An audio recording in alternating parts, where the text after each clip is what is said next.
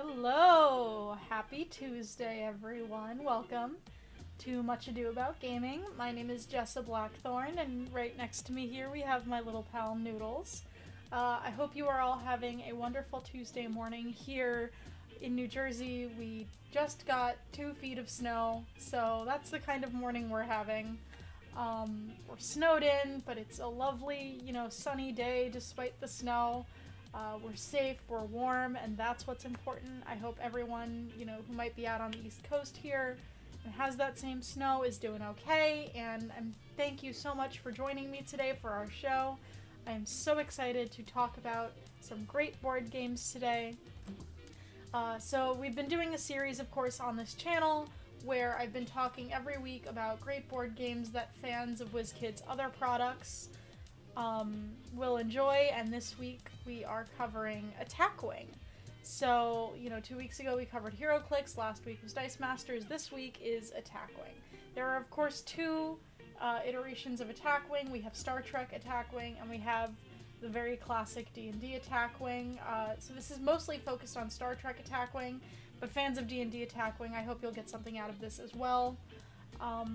But yeah, if you're not familiar with Attack Wing is a fast-paced tactical combat miniatures game featuring collectible figures. It utilizes the flight path maneuver system, so you command your army in epic combat and customize your army with equipment, weapons, special abilities, and more. So it's a fun little kind of, it's like a sci-fi war game, I guess is a good way that you could put it. You're maneuvering, your ships are on the battlefield, dogfighting with your opponents. It's a lot of fun. It's a great game. And today we're going to talk about some wonderful board games that if you're a fan of Attack Wing, you might get something out of as well, and you might really enjoy. So yeah, if anybody has any questions, of course, feel free to put them in the chat. I'm keeping an eye on the chat. Just type question in all caps so I see it. And from there, I will, of course, be happy to answer your questions. So why don't we get started and dive on in?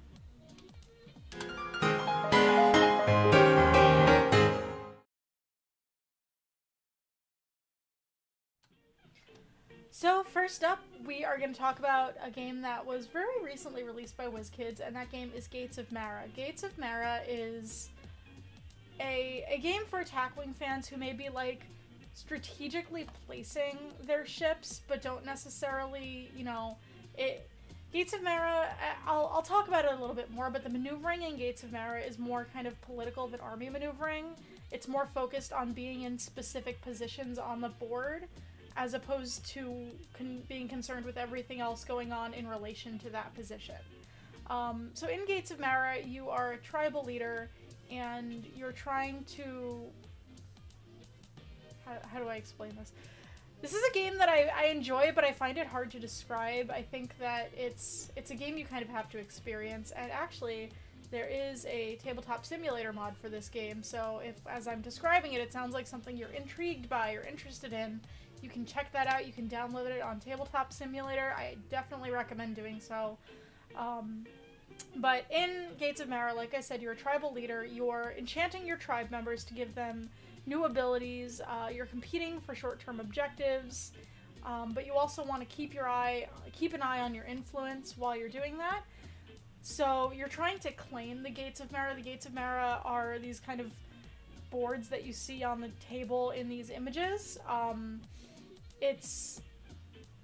There's a lot kind of going on. Over the course of 4 rounds, you're trying to position influential figures from your tribe around the realms and the gates.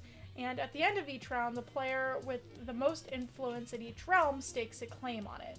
So you earn points by staking those claims, you earn points by enchanting people, completing objectives, collecting keys to the Gates of Mara, and then having claims in a realm at the end of the game. So the player with the most points at the end of it, of course, wins. And what's really cool about this game is it has a lot of variability in the gameplay. The realm boards, the elemental lords, and the enchantments are chosen randomly, so no two games are really ever going to be alike. It's always going to be a little bit different, and that's what's really fun about this game. It's a game I've talked about on the show a couple times before, so definitely go back to previous episodes if you want to learn a little bit more about it.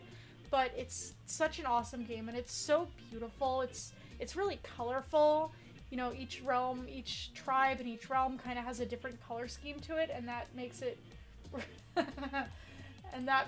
really beautiful. Ministry of Dice. I don't know if you saw my tweet last week after the show, but I answered your question about Fantasy Realms Cursed Horde. It does have the solo play capabilities. I tweeted you. You didn't respond or anything, so I just wanted to make sure you knew. Thank you so much for watching the show. We love penguins.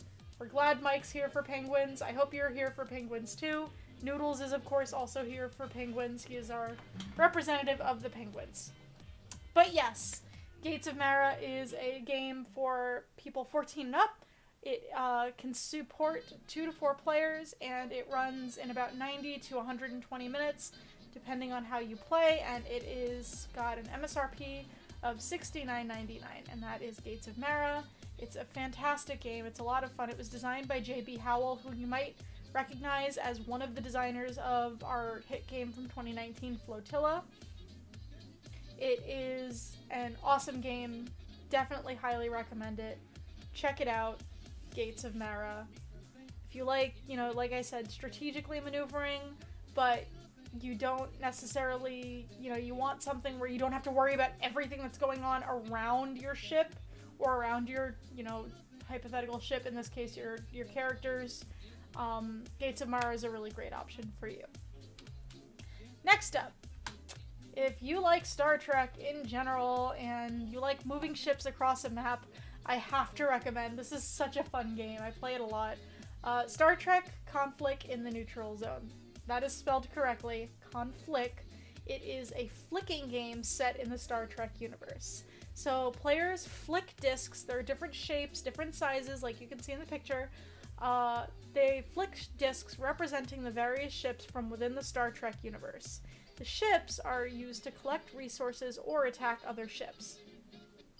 So you collect resources by bringing certain ships called collector ships to within range of an energy or a command point planet. So the planets do 2 different things. They either give you energy or they give you command points. And you want to bring those ships within range, but your opponents can actually flick their ships and hit those ships so that, you know, they're destroyed, they're away from the planet, and they can't collect anymore. You can also attack your opponent's ships by using your attack ships, like I said, to hit the opponent's ship off the planet or the board. You can also hit the opponent's attack ship, so if your opponent is, you know, you think they're gonna attack your ship, or, you know, you think they're gonna hit your ship into the other ship, you can actually attack their ships and destroy them. And this game is so much fun. Attacking's not always easy though, because you can actually, one of the things you can do is you can add asteroids to the playing field in order to block shots and protect your ships. So that can kind of throw a wrench into your plans. But it's a really fun game. It's silly, it's lighthearted, it's not as serious as Attackwing. It's kind of, like I said, a lighter, more fun kind of game, and that's what I really love about Conflict. It, you know, even if things kind of flew off the table while we were playing, I was laughing the entire time. I was having fun the entire time. I'm watching the screen because I was there when these pictures were taken, and I'm like wondering if my hands are in the pictures. I don't think they are. But it's a really great game. It's so much fun. Oh yeah, there are my hands. Anyway, absolutely check out Conflict in the Neutral Zone if you like the map aspect and you like, you know, something a little more, you want something a little bit lighter that's a lot of fun, and really this is a great choice. You can also actually, I didn't mention this, you can expand your fleet during your turn by purchasing more ships. So you can increase the strength of your forces, which is really cool, and that will help you to ultimately claim those planets for yourself. There's 2 different maps depending on the number of players that are playing. So the game is a lot of fun. It's really great. There's a lot of strategy involved in upgrading your fleet, I've found, and really picking the right things for what you want and what you need at that time in the game. So it's not just, oh, I'm flicking discs and that's the entire game. There's a lot more strategy there than you think. There's, you know, there is some luck with the dexterity element of the flicking, but the the strategy elements really add another layer to this game that make it more than just a flicking game. So it's for ages 14 and up. It's for 2 to 4 players. It plays in 20 minutes. It's a really quick game, and it is a $39.99 MSRP. I absolutely recommend checking it out. Star Trek Conflict in the Neutral Zone. Pick it up at your friendly local game store. Pick it up online. It is a wonderful game. Ministry of Dice. Yes, that was so cool. Gail Simone gave me a shout out on Twitter last week. She talked about my show, and it was such an honor for her to say that. I was so, pleased and thrilled that she really enjoys the show, and I hope you all are also enjoying the show. I love doing it. I love talking about board games, and getting to do it for all of you guys is just an awesome bonus. So that was really cool. Gail, if you're watching, thank you so much. I hope you're enjoying the show. And if anyone, of course, has any questions, I'm happy to answer them. But yeah, let's move on. Next up is a game that, honestly, I think is criminally underrated. It's such a fun little game. It's called Merlin's Beast Hunt. So Merlin's Beast Hunt is great if one of the things you like about Attack Wing is outmaneuvering your opponents. When you were a kid, you might have played a game, you might have called it Dots and Boxes or Pigs in a Pen, where you're trying to draw lines between a bunch of dots on a board and trying to make, different squares. And Merlin's Beast Hunt is kind of like that, but in 3 dimensions. So it's really cool. In Merlin's Beast Hunt, you are a mage, and you've been invited to King Arthur's contest on an island trying to capture these mythical beasts by creating fences around them. And the fences are created by different types of dice. So the colored dice all have different symbols on each face, and you're rolling those dice, and depending on what the face is, the dice will create different types of fences. So certain dice will create fences made of bamboo. Certain dice will make fences made out of thorns. Certain dice will make electric or lightning fences, not electric fences. That's terrible. I don't know why I find that so funny, but I do. Anyway, moving on. But Merlin's Beast Hunt has the kind of like I said, it's like Dots and Boxes, but in 3 dimensions. So you're trying to outmaneuver your opponent to place these fences before they can place the fences and capture the beast. And once a fence is complete, the player who has the most kind of sides represented of the correct type of the fence is the one who gets to capture the beast. And then you gain points for the beast. So some beasts are harder than others. Some beasts need certain types of fences 4 different times with, rarer, they might need rarer aspects to the fences. So it has that kind of, it's a 3-dimensional maneuvering game, and that makes it a little bit different than Attack Wing, but I think it's one that it does something really unique while still having that same kind of map maneuvering strategy to it. So as you can see in the pictures, I want to talk about this. The board has like the spaces in it. That's actually where you place the dice. So not only are you rolling the dice to build the fences, but you're actually placing the dice into the spaces on the board, and they are the things holding up the fences. The fences are made with translucent cards, and the dice actually act as the bases of the fences. And I think that's really interesting and really different, because it adds an additional layer of strategy, because it's not just, oh, I have to roll the right things, but then I can, use my dice again later. You lose those dice because they're literally supporting what they rolled. It's a really wonderful game. It's a lot of fun. It's very, it plays in 45 minutes, but you don't feel those 45 minutes. Every time I've played it, it's gone by like so fast, and I can't recommend it.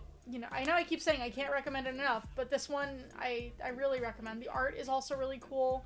It's got the different mythical beasts, and the translucent cards are something that I really love, and they're really interesting and really cool. So absolutely check this one out. Merlin's Beast Hunt. It is for ages 14 and up. It plays 2 to 4 players in 45 minutes, and it is an MSRP of $49.99. Get it at your friendly local game store if you can, or of course it's also available online. So definitely check it out. It's a great game. It's a lot of fun. I've said that. And if you win the game, you become the champion of Magic. And who doesn't want to be the champion of Magic? I want to be the champion of Magic. That would be really cool. That would be really super fun. Moving on, we have a game that I've talked about a lot, and I really, really love. Everybody knows I really, really love it. It's Hako Onna.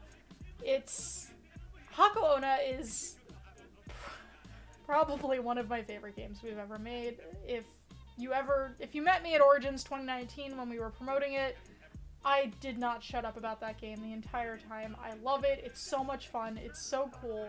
It's so creepy. It's an asymmetrical hidden movement horror game.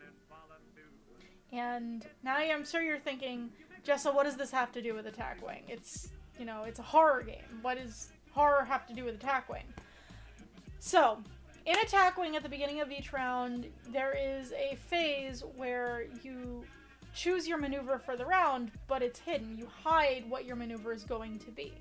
And Hako Onna has a very similar element to it, and that is on the side of the Hako Onna character, all of your movement is hidden. So you're moving across these tiles that you can see in the picture with the eyes on them, and the Hako Onna has a similar tile, and she chooses where she goes by swapping out her tile with a tile on the board. So she's trying to strategically maneuver herself around the board, but hidden. And so it's very similar in that way because she's trying to outwit her opponents by making those hidden movement choices. Now, if you're not playing as the Hako Onna and you're playing as the guests, there's less hidden movements, but you still need to strategically try and work out where your opponent is and where your opponent might maneuver to next, because if you accidentally pick up the Hako Onna's tile while you're moving around the board, you die, and you join her team. Then you actually also get to participate in the hidden movement aspect of the game. So it's really cool. It's really different. It uses hidden movement in kind of a very different way, to be honest, than Attack Wing, but it still kind of scratches that same itch. And especially if you have a love for the tension of the moment before players, reveal what their maneuvers are, Hako Onna is a great game for you. To give a little bit more detail on the game, you are either the Hako Onna, who is the ghost girl, the girl in the box, or you are a guest in the house who is trying to escape. You're trying to find the items and information that you need to escape by flipping over these tiles every turn and moving through the house. And so that is where, flipping the tiles comes into play, and why the Hako Onna is trying to strategically place herself where she thinks that you might pick up a tile. If you pick up the correct tiles and, fulfill what you need to fulfill to escape the house, you win. If the Hako Onna eliminates all of the players before that, she wins. There's also a dexterity element to the game as well, where you're stacking these discs on top of one another to try and avoid making noise. At the beginning of each turn, you have to do that, and if the stack of discs ever falls, the Hako Onna immediately gets to take her turn. So it adds even more tension to the game, and it's super creepy, it's super fun. This is a great one to play, at night, in the dark, with just, a candle for light. I love this game so much. And actually, I just want to give a shout out. There is a great YouTube channel, it's called Inside the Box. They did a video about Hako Onna, and it's so much fun, it's so cool, it's so creative, and absolutely go check that out if you haven't seen this video yet, go check it out, it's so cool. Inside the Box is the YouTube channel. Check out their video for Hako Onna. It's so cool. It's just great. I love Hako Onna. I could talk about Hako Onna forever. It's for players 14 and up. This one I definitely recommend, keeping it to the older side because it's so creepy and spooky. So I wouldn't necessarily recommend this to kind of skew younger. It plays 2 to 4 players. I don't know why it says the numbers here are wrong. I apologize for that. Oh, actually the numbers are right. I'm wrong. I'm reading the wrong thing. My apologies. It's for 3 to 5 players. I was wondering, 2 players sounds wrong. 3 to 5 players. It plays in 90 minutes. Although I will say, I have undid a game of Hako Onna in under 15 minutes. So your mileage may vary in terms of the playtime. I find that you can skew it shorter once you really know the game, but it depends on the number of people you have playing and how well the Hako Ona takes their turns. And also, of course, the more tense you are, the slower the game's going to go because everyone's nervous. So that's something to keep in mind. And it is $29.99 MSRP. You can get it at your friendly local game store or online. I love this game. I think you will too. It's super fun. If you like I said, the hidden maneuvering aspects and moving strategically around the map while outwitting your opponents, definitely check out Hako Ona. It's awesome. It's so cool. And finally, for our last game, I'm sure some of you are here to hear about this game, and that is Star Trek Alliance Dominion War Campaign. If you just like Attack Wing, this game is actually coming out tomorrow. So the timing is right. Technically, I'm fudging this because usually I talk about games that are already available, but Star Trek Alliance Dominion War Campaign is an Attack Wing-based starship battle game set in the Star Trek universe, and it is so much fun. It's a cooperative miniatures game inspired by the Dominion War, which of course takes place during Star Trek Deep Space Nine. If you really love Deep Space Nine, there is so much, there are so many references to Deep Space Nine in this game, and you kind of find all of them, and it's such a fun little game because of that. Because, I'm sure I'm not the only person who, when I see, little references to my favorite thing in something else, I get all giddy and excited. And if you love Deep Space Nine, you'll have those moments while working your way through this game. So in the game, one or more players are going to create their own Federation captains. They form a task force and work together to defeat the Dominion over a series of campaign missions. So the box contains everything for 1 or 2 players to play the full campaign, including pre-painted plastic ships, custom dice, cards, tokens, and a 6-mission campaign book. But with multiple copies of this game, you can actually play the game with up to 6 players. So if you're having trouble with a mission, you can actually, play it with more people, and that might help you to complete the mission. This game is super cool. It's kind of like a Star Trek.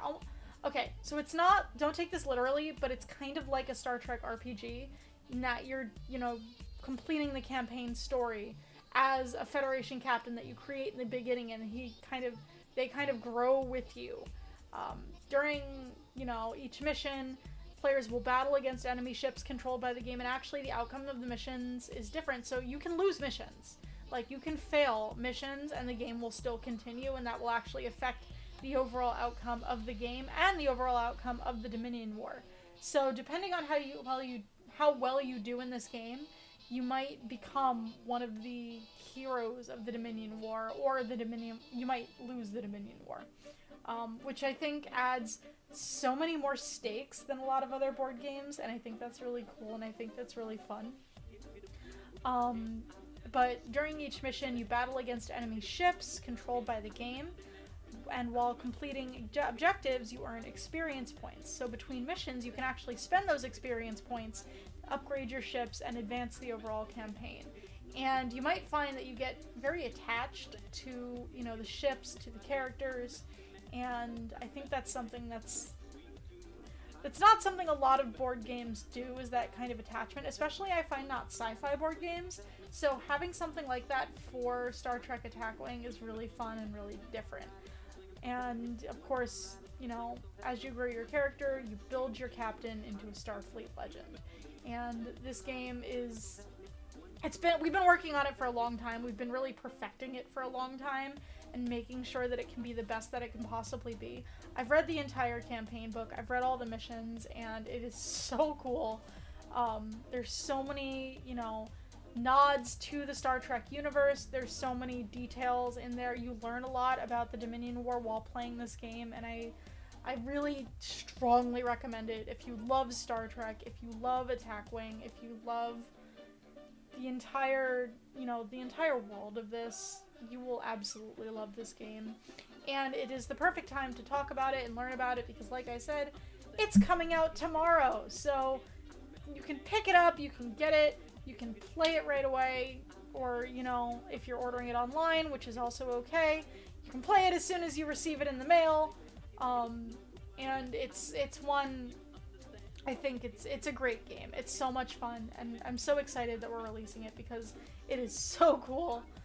Like, look at these pictures. The ships are gorgeous. They're stunning. They're perfect. They're beautiful. I can't continue that joke, but if you get that joke, you get that joke. But they're great. This game is great. It's coming out tomorrow, and I would 10 out of 10 recommend it. Star Trek Alliance Dominion War Campaign. It is for ages 14 and up, 1 to 6 players. The base box comes for 1 to 2 players, but you can use multiple copies to bring it up to 6. It plays in about 30 minutes, sometimes more, depending on how you're playing. You can play just one mission or multiple campaigns, so that's something to keep in mind. And the game is $49.99 MSRP, and you can get it, of course, at your friendly local game store or online tomorrow. So definitely pick it up. And that is our show. Thank you so much for joining me. I love having you guys. I love talking to you guys. I hope you learned about some great games that you're interested in. I hope you go and you pick up those games. Gates of Mara for its strategic positioning of your characters. Conflict in the Neutral Zone for a lighthearted Star Trek ship maneuvering experience. Merlin's Beast Hunt for a more strategic 3-dimensional maneuvering experience. Hako-Onna if you like hidden maneuvering and you like outwitting your opponents. Or Star Trek Alliance Dominion War Campaign if you like the attack wing experience and you want more of that and you want a campaign version of that. They are all wonderful questions. Wonderful questions. I'm sorry, I just read Ministry of Dice's question. Ministry of Dice, I do not have an answer for you on that right now. But if we are going to announce anything, that will happen on our social media, so you should definitely keep an eye there. That's what I would recommend. But I hope you enjoyed the show. I hope you learned a lot. I hope you are staying safe and warm if you are snowed in like I am. And I hope you have a wonderful week. Next week, we will be talking about board games for RPG fans in the big conclusion of this series. And I'm so excited. I hope you had a good time. Noodles loved talking to you and hanging out with you. I love talking to you and hanging out with you. I hope you have a great day and a great week, and you stay safe and healthy. And thank you so much for watching the show. Bye!